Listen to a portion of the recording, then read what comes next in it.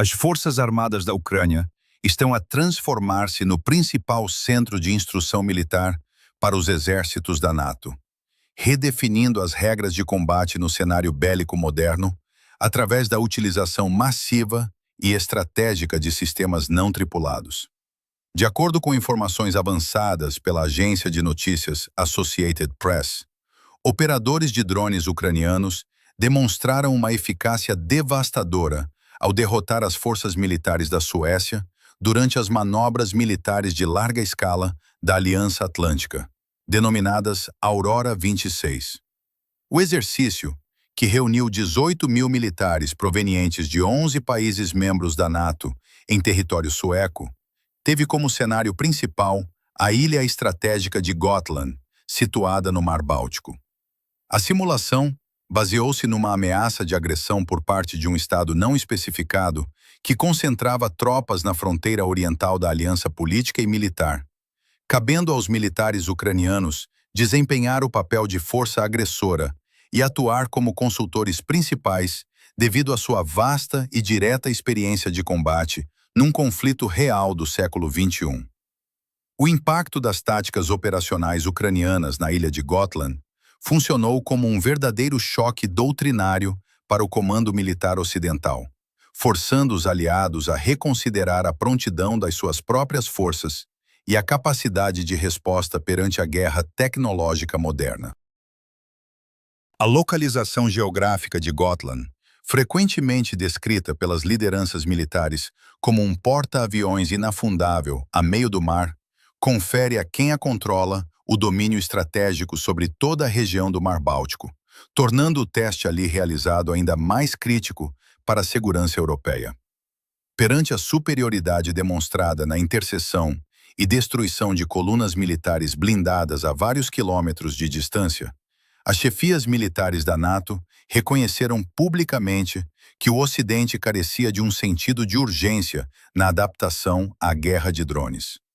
Este cenário estabelece uma inversão de papéis no panorama da cooperação militar internacional, convertendo a Ucrânia de um país receptor de formação ocidental nos anos iniciais da invasão para a principal escola de guerra contemporânea dos exércitos aliados.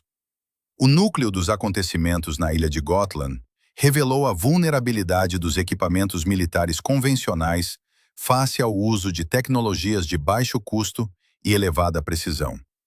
O oficial superior da Guarda Nacional da Ucrânia, Pavlo Storozhuk, afirmou de forma categórica que as concessões no espaço aéreo terminaram e que são agora as forças ucranianas a definir as regras de empenhamento. Com base na experiência direta colhida nos combates na região de Donetsk, uma equipa reduzida a 4 operadores ucranianos conseguiu detetar e neutralizar colunas militares suecas localizadas a uma distância entre 7 a 8 quilômetros das suas posições. Segundo o relato do oficial Pavlo Storozhuk, a eficácia do destacamento foi de tal ordem que o comando da NATO foi obrigado a interromper os exercícios e a reformular os cenários planeados sempre que a vanguarda dos seus blindados era destruída. Uma dinâmica que forçou o general Michael Clason a admitir publicamente que a Aliança Atlântica falhou na antecipação da urgência desta ameaça e que necessita agora de aprender de forma muito mais rápida e severa. Esta transformação doutrinária estende-se de igual modo ao ambiente naval, onde os sistemas não tripulados ucranianos impuseram uma derrota integral às forças da NATO em todos os 5 cenários simulados durante exercícios navais conjuntos realizados na costa de Portugal. O porta-voz da Marinha das Forças Armadas da Ucrânia, Dmytro Pletenchuk,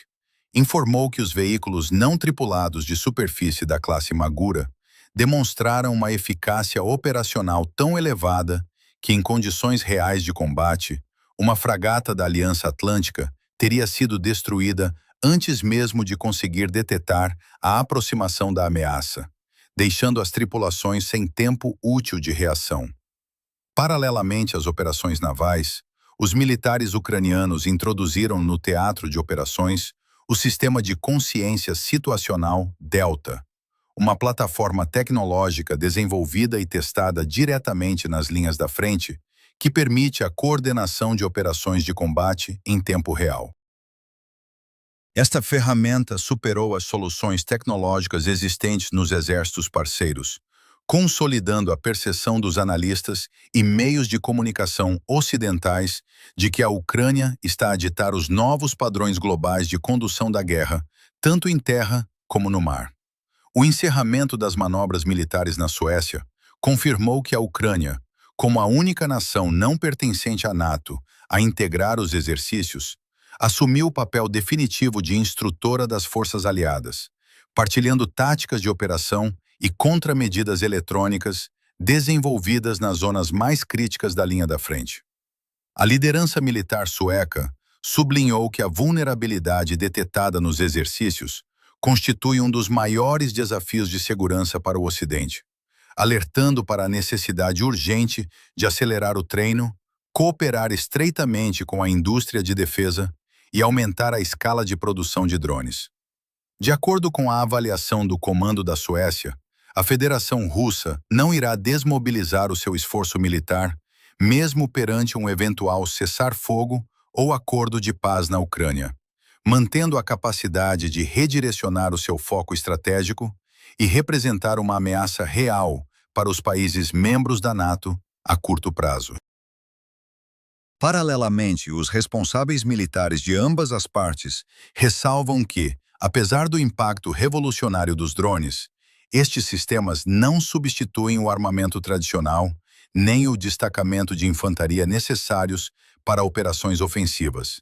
integrando antes um arsenal combinado onde a NATO mantém uma vantagem global significativa, conforme destacado pelo secretário-geral Mark Rutte.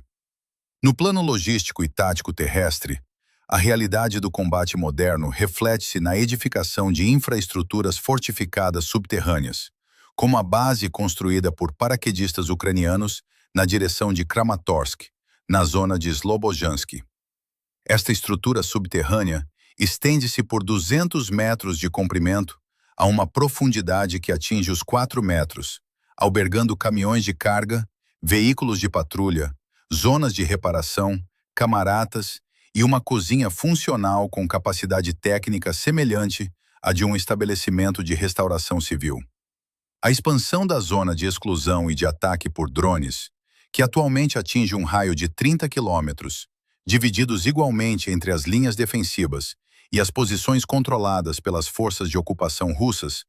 transformou estas instalações subterrâneas labirínticas numa condição essencial de sobrevivência face à monitorização contínua das estradas e cruzamentos pelas forças russas na região entre Zakitny, Siversk e Bilohorivka.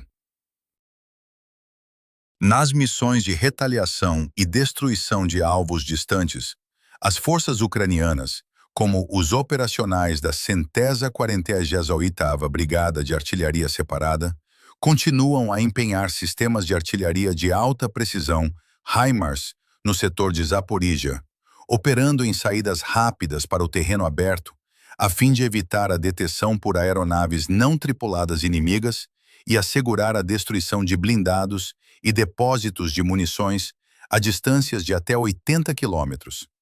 Se considera relevante acompanhar a evolução factual destes acontecimentos e a redefinição dos padrões de segurança internacional, subscreva o nosso canal e ative as notificações para receber as próximas reportagens detalhadas.